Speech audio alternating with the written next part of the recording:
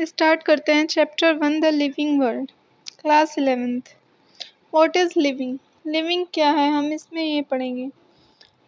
There are some unique features of living organism such as growth, reproduction, ability to sense environment, metabolism, ability to self replicate, self organize and interact. ये कुछ unique features होते हैं living organism में, जिसको देखकर हम क्या कह सकते हैं कि हाँ, ये जितने भी इसके अंदर फीचर्स हैं ये किसके दर्शा रहे हैं, मतलब किसको दिखा रहे हैं, लिविंग ऑर्गेनिज्म को, लिविंग चीज़ को बता रहे हैं कि ये लिविंग है। अब लिविंग में हम क्या क्या पढ़ेंगे, कौन कौन से फीचर्स हैं जो हम पढ़ेंगे। Growth, reproduction, metabolism, consciousness and cellular organization. अब कौन कौन से फीचर्स डिफाइनिंग है एंड कौन कौन से फीचर्स नॉन डिफाइनिंग है, ये हम पढ़ेंगे। ग्रोथ क्या होती है? Increase in mass and increase in number. Mass का बढ़ना और नंबर का बढ़ना क्या कहलाता है? ग्रोथ कहलाता है। और ये किस में देखने के लिए मिलती है? बोथ लिविंग में एंड नॉन लिविंग ऑर्गेनिज्म में। जो लिविंग में होती है वो इंट्रिंसिक ग्रोथ होती है, नॉन लिविंग में एक्सट्रिंसिक ग्रोथ होती है। प्लांट्स जो होते हैं वो थ्रू आउट लाइफ ग्रोथ करते हैं, but animals up to certain age, एक एज के बाद वो ग्रोथ नहीं करते। ग्रोथ जब इनसाइड होती है तो वो क्या कहलाती है? वो डिफाइनिंग फीचर हो जाता है एक।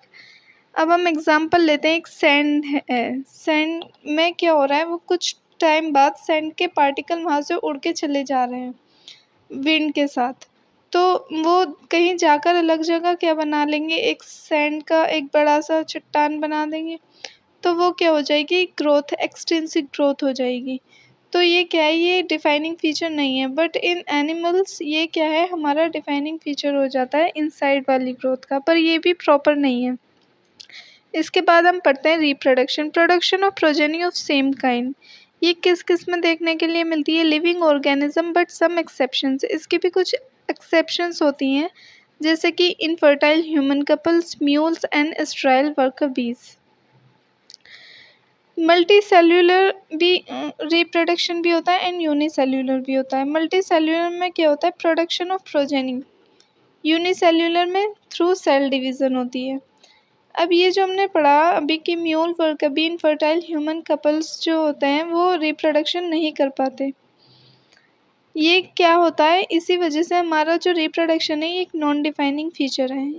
ये इसका हमारा एक मतलब पॉइंट है बताने के लिए कि हम रिप्रोडक्शन को भी देखकर ये नहीं बता सकते कि ये ऑब्जेक्ट जो है, ये ऑर्गेनिज्म जो है वो लिविंग है या फिर नॉन लिविंग है। ग्रोथ एंड रिप्रोडक्शन, जो मल्टी सेल्यूलर हमारी वो होती है, रिप्रोडक्शन होता है, उसमें डिफरेंट टाइप की प्रोजेनी बनती है, बट इन यूनिसेल्यूलर में सेम काइंड की होती है। सेम टू सेम मतलब जैसे उसकी वो होगा ना, मतलब जैसे एग्जांपल ले लो हाइड्रा, सेम टू सेम बनता है उसमें। मेटाबॉलिज्म, मेटाबॉलिज्म में क्या होता है? Sum total of all the chemical reaction occurring in body.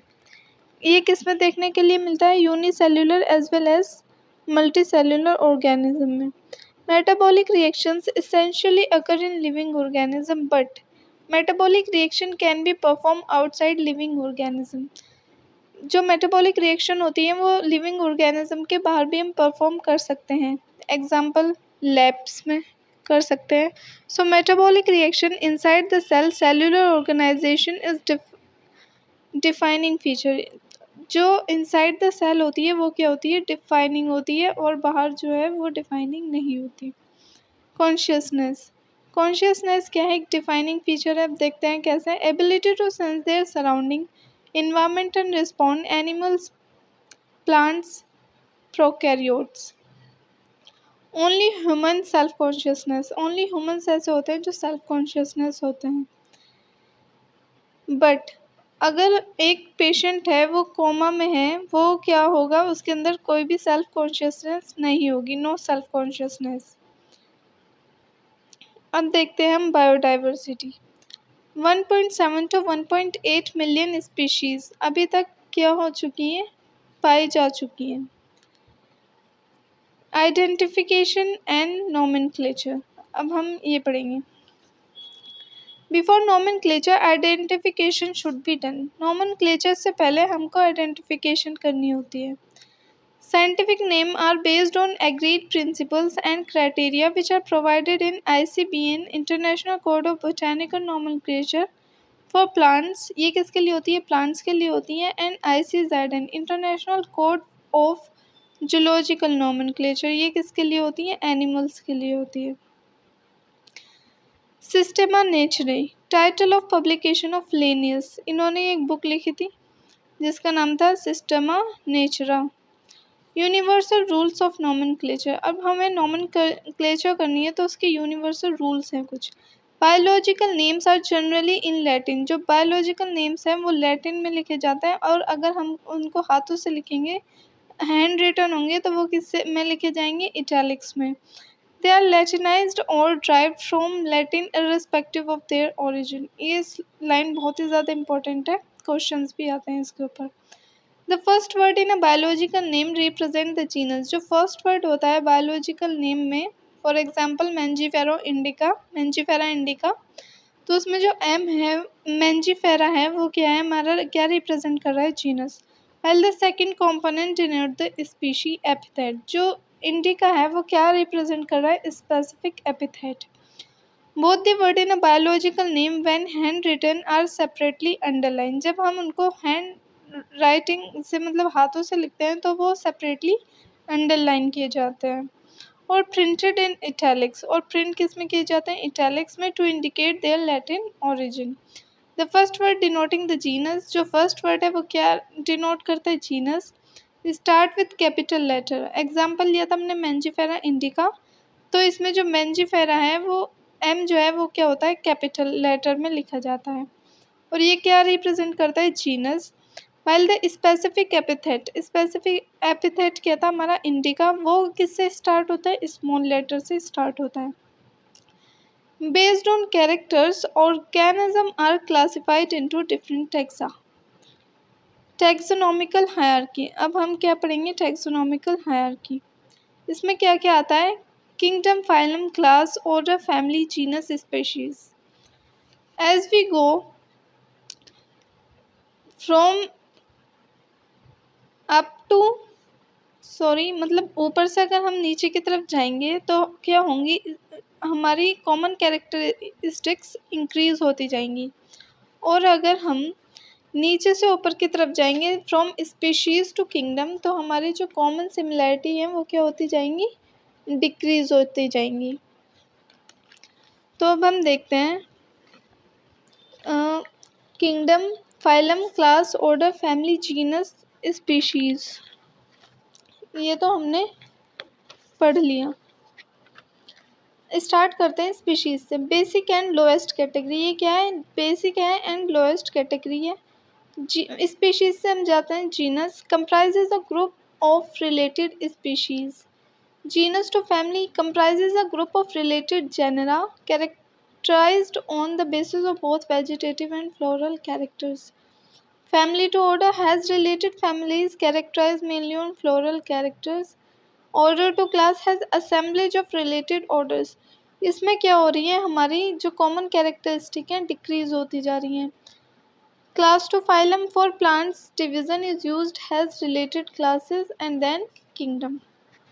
अब इसके बाद हम पढ़ते हैं common names. Organism with their taxonomic categories. Common name man, house fly, mango, wheat. ये एक टेबल है NCERT में, बहुत इंपॉर्टेंट है। इसके बायोलॉजिकल नेम देखते हैं। मैन का बायोलॉजिकल नेम होता है होमो सेपियंस, हाउस फ्लाई का होता है मुस्का डोमेस्टिका, मैंगो का होता है मैंजीफेरा इंडिका, वीट का होता है ट्राइटिकम एस्टिवम। ये बहुत सिंपल है। अब देखते हैं इनके जीनस मैन, होमो, हाउसफ्लाई, मुस्का, mango, Mangifera, wheat, Triticum. Family कौन सी फैमिली में आता है? ये मैन आता है Hominidae family, housefly Muscidae family, mango Anacardiaceae, wheat Poaceae.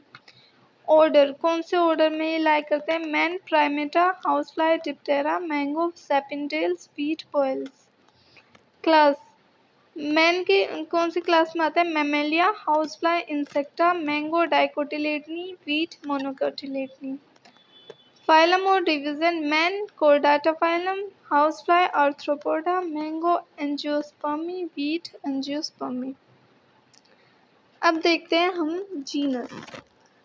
Panthera, Panthera क्या होता है? जीनस है। इसके अंदर कौन कौन आता है? Leo, pardus, Leo means lion, pardus means leopard, tiger means tigris या फिर टाइग्रिस मीन्स टाइगर। ये इनके बायोलॉजिकल नेम है और ये लायन, लेपर्ड, टाइगर ये इनके कॉमन नेम्स हैं। सोलेनम, सोलेनम क्या है? जीनस है जिसके अंदर आता है पोटैटो एंड ब्रिंजल। अब इसके बाद देखते हैं हम species. Mangifera indica, Solanum tuberosum, Panthera, leo, Homo sapiens. इसके अंदर indica, tuberosum, leo and sapiens क्या है? स्पीशीज है। Family Solanaceae, Solanum, Petunia, दतूरा।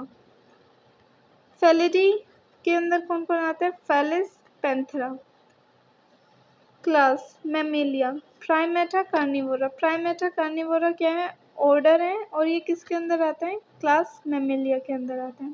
Order, order में देखते हैं हम पॉलीमोनियल्स, कॉनवोल्वुलेसी एंड सोलोनेसी, ये दोनों फैमिली है और किस में आती हैं? पॉलीमोनियल्स में आती हैं। फेलिडी एंड कैनिडी किसके अंदर आती हैं? कार्निवोरा ऑर्डर के अंदर आती हैं।